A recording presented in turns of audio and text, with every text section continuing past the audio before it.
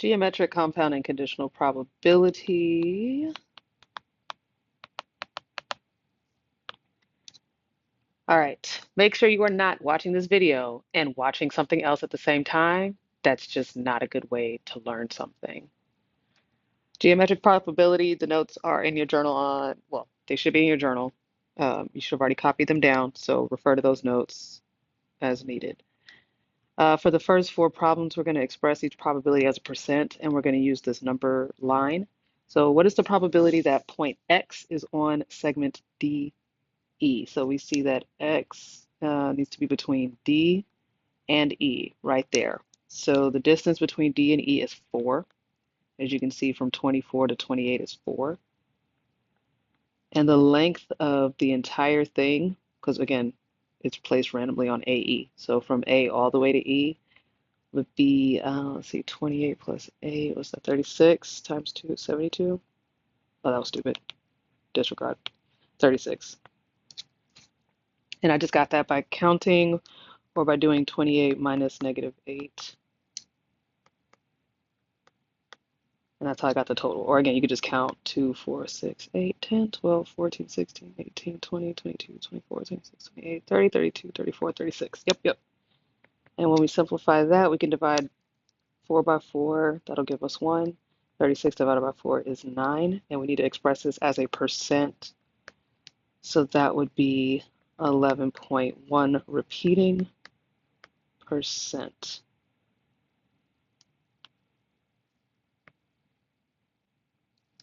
Number 3, I'll be doing the odds. Sorry, you need to do the evens. Turn it in when you're done. Probably that X is not on A, B. So if we're looking up here, obviously the total is still 36. Not on AB. Well, AB is 6. So if we want to do not on AB, we could just do the whole thing minus 6 to get 30, and that's will be our numerator. And let's see, we could divide both of these by 6 to simplify it. And then that would be 0.83 repeating. And if we move the decimal over twice, that'll be 83.3 repeating percent. I just walked you through my process, but you could do it in fewer steps than that. Number 5 through 6, we're going to do area. Okay, so the way that we do probability with area is, well, I'll just show you. So first we're going to find the area of the whole thing. So that's going to be 8 times 17 because this whole thing is a rectangle. So 8 times 17 is, hold on, let me find Tiffany. All right, 136. I'll put that over here actually.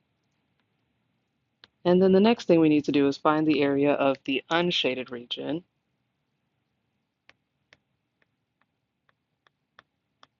And in this case, the unshaded region is a triangle. The area formula for a triangle is 1/2 base times height.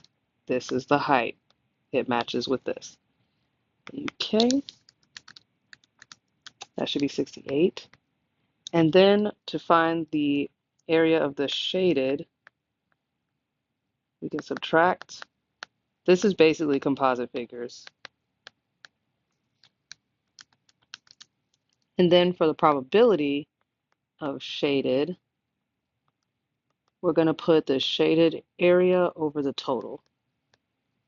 And that should be 1/2. And again, we're going to make that a percent. You should know that 1/2 is 50%. All right, for numbers 7 through 9, this is compound probability. Again, check your notes to see a little bit more detail about what that means. There are 9 red markers, 5 blue markers, 14 yellow markers, and 8 with green. In a pencil box, and a marker is chosen at random, replaced. That means put back, and that is super duper important. So let's start by adding this up for the total. So 9 plus 5 plus 14 plus 8 is 36. Again with a 36. Double checking. Okay. All right, so the total is 36. And if we select the yellow first, let's see, there were 14 yellow out of the total 36. And then red. So we take a yellow out, then we put it back. Then we're going to try to see the probability of getting red, which would be 9. And since we put the original one back, the total is still 36. And again, check your notes, but for compound probability, you're going to multiply the two probabilities. All right. So you can just punch this into your calculator, or I'll do it the not fancy way, and I'll just do top times top, bottom times bottom. Sorry. And we get these ridiculously huge numbers. And you know what? I'm sorry. This is silly. I'm not doing this because that's too much work. I'm trying to show you how to do this without using the Inspire or without using a calculator that makes it a fraction for you or that reduces it. So 9 goes into 9 once, 9 goes into 36 4 times. I'm reducing these fractions. 2 goes into 14 7 times, 2 goes into 36 18 times. All right, these are much smaller numbers to work with. 7 times 1 is 7. 18 times 4 is what, 72? Yeah, 7 over 72. And it says to write each one as a decimal. So 7 divided by 72 is 0.0972 repeating. And I don't think I wrote or I typed where to round it to. So since it's a repeating decimal, I'll write that down. All right, number 9. What is the probability that we select both reds? So we pick a red. So there are 9 reds. We put it back. So the total is still 36. Then we pick another red. All right, so this time I'm going to reduce both these fractions to 1/4 because 9 and 36 are both divisible by 9. And that will give us 1 times 1 is 1. And then 4 times 4 is 16. Now, if you don't know how to do all that, yes, you can use your graphing calculator to just multiply these fractions and it'll do all the work for you. But again, I'm just trying to give you alternatives so that when you aren't able to use a graphing calculator or a scientific calculator, well, graphing calculator, then you'll know what to do. Oh, I'm sorry. 1/16 is 0. I'll put the point in front of the 0. 0.0625. No repeating. For numbers 10 through 12, we have a bag that contains 3 basketballs, 10 baseballs, 7 golf balls, and 5 footballs. So we're going to add those and get 25 is the total. So out of 25. Now, a ball is chosen at random, not replaced. So it's not put back. All right, so we choose a golf ball. There are 7 golf balls the first time. The second time we choose a basketball. Now, if I take out a golf ball, oops, if I take out a golf ball, now there's only 24 total left, but it does not affect the number of basketballs because again, I took out a golf ball the first time. So now we're left with these 2 fractions. I can simplify this to 1/8. So that'll be 7 over, is that 200? And as a percent, if I divide 7 by 200, that'll be 0.35%. So that was 0.035, which is, 3.5%, sorry. I said that wrong.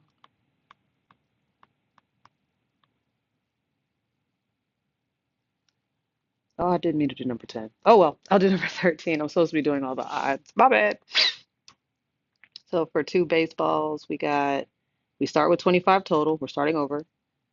So we pick a baseball. There were 10 of them. Now, since we took out a baseball, there are 24 total left and 9 total baseballs left. So both of those will decrease and this will simplify. Let's see, 5 goes into 10 twice, 5 goes into 25. 5 times. And for 9, 3 goes into 9 3 times. 3 goes into 24 8 times.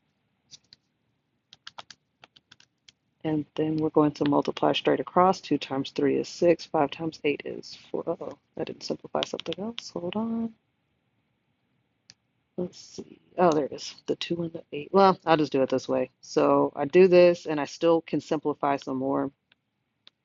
So 2 goes into 6 3 times. 2 goes into 20. 2 goes into 40 20 times. So that's 3 over 20. Okay. So 3 over 20, we need to change it to a percent. What's that, 15%?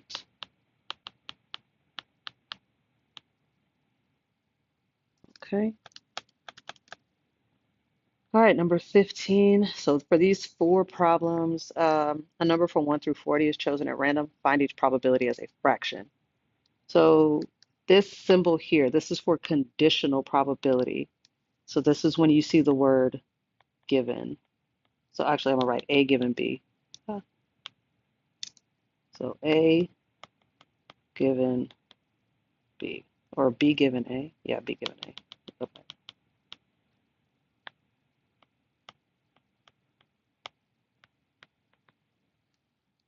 Okay, so if you, I'm gonna go back to the notes real quick.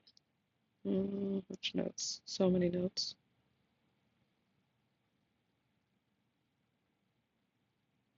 Okay, so this is conditional probability, and this is the formula. So this would be, what is the probability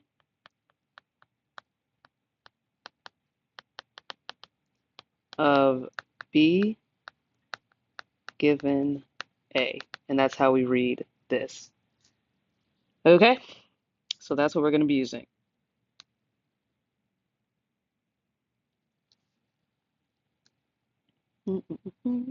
So I'm gonna write that down because I struggle.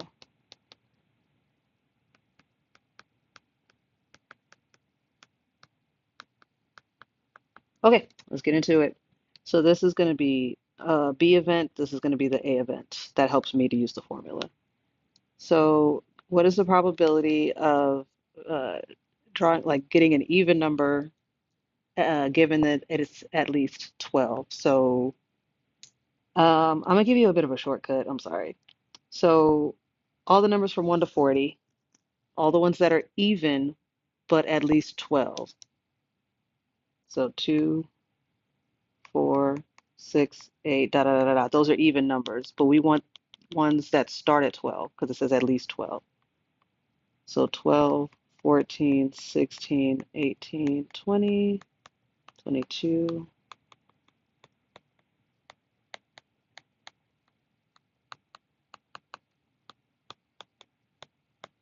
Okay, so that would be 1, 2, 3, 4, 5, 6, 7, 8, 9, 10, 11, 12, 13, 14, 15. So we got 15. So don't forget, I'm sorry, I should have written this down. We want at least 12 and even, right? Because that's this part over A, which is at least 12. So I'm following this formula. That's why I labeled the B and the A. Okay, I'm going to get rid of this because I already counted it. So that's going to be 15 because 15 numbers were at least 12 and also even. And then at least 12, um, let's see, from 40 should be, oh, let's see, is that 25? Okay.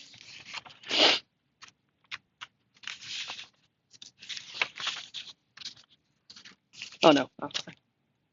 Can't count. Disregard. So 40 minus 12 is 28, but we also want to include the 12, so that'll be 29. So we're including the 12. When you subtract like that, it doesn't include the 12. All right, and 15 over 29 is in simplest form. So that's done. All right, no, dang it, I did it again. I meant to do 15. Oh well, we're here. Number 17.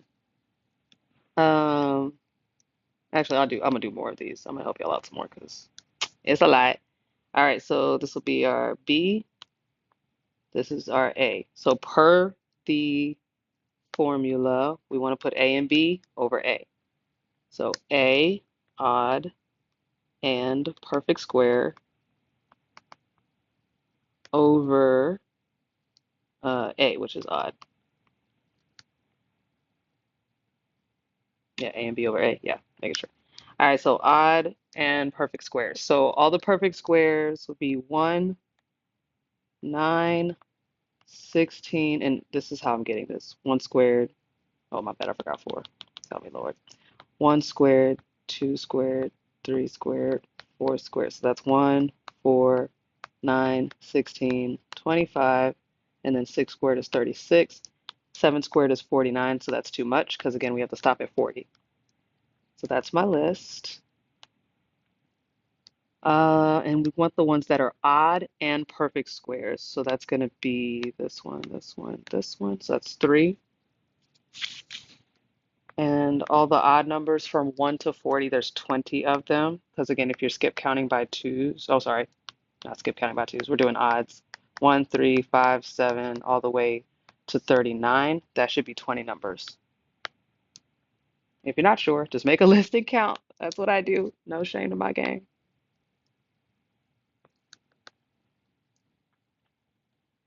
All right, so for this prime number problem, I'm gonna list prime numbers.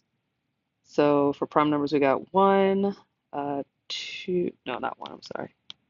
2, 3, not 4, 5, not 6, 7, 11, 12, 13, 14, 15, 16, 17, 19, 23, and 29. There's a list of these on the wall above the whiteboard, just in case you need to know that. 31, 37. The next one's 41, so we'll stop there. And we need less than 25. So 1, 2, 3, 4, 5, 6, 7, 8, 9. None of these are less than 25. Okay, so none of these are less than 25. And, um, oh, shucks, I forgot to write it in words. Okay, sorry. So prime, that's B, that's A. And less than 25 over prime. Okay, sorry. So that's going to be 9 over all the prime numbers 1, 2, 3, 4, 5, 6, 7, 8, 9, 10, 11, 12. And then when we simplify that, that should be 3/4. All right, so try 17 on your own. All right, I'll keep going. Um, let's see, P. For 18 and 19, a group of students were surveyed and asked if they use Instagram or Snapchat. The results of the survey are shown in the Venn diagram below. If a student in this group is chosen at random, find each probability as a decimal. All right, so as we did before, yeah, that's fine. All right, so uses Instagram, given they don't use Snapchat. So that's going to be B, that's going to be our A. So that'll be no Snap, so does not use Snapchat and uses Instagram over does not use Snapchat. I'm using the formula that we did above. So this is given. Whenever you see this, you have to do the given formula. All right, so people that don't use Snapchat, let's see. So 25 people use Snapchat. 45 plus 20 is 60, 65. Oh, wait. So 65 would be the denominator. Okay. And then people that don't use Snapchat that are on Instagram is going to be 45. All right. So once we simplify that, we should get 9/13, and it's said to use a decimal form. So 9 divided by 13 is 0.69. All right. So give number 19 a try. I know I'm just all over the place now. I'm not even doing the odds anymore. But anywho, number 20, Avalon High School is changing their school colors and mascot. They surveyed 125 students to ask their preference. So the total is 125. Complete each table by filling in the missing joint and marginal frequencies. Answer the questions that follow to the right. Okay, there's only one table. Sorry. So since the total is 125, we're going to use that to work our way backwards. So 125, take away that 48, and that gives us 77 for right here, because these two have to add up to 25. 25 plus 32 give us 57. And if I take that away from 125, let's try that again. That's 68. Okay, and if I take 52 away from 68, that'll give me 16. All right, so these two have to add up to this, these two add up to this, these two add up to this, and it also goes this way. These two add up to 77, these two add up to 48, these two add up to 125, okay? All right, how many students prefer the Hawks? So the total number of students that prefer the Hawks is 77. How many students prefer blue and black? This is the total for students that prefer blue and black. Okay. What is the probability that a student prefers Hawks given they prefer red and silver? Okay, so again, we're going to do, well, the Hawks given they prefer red and silver. So that'll be red, silver, and Hawks over red, silver. So red and silver and Hawks is 52 over red and silver total, which is 68. And when we simplify that, we get 13 over 17. All right, so I did a lot. Hopefully it's enough to get y'all started. Good luck. Bye.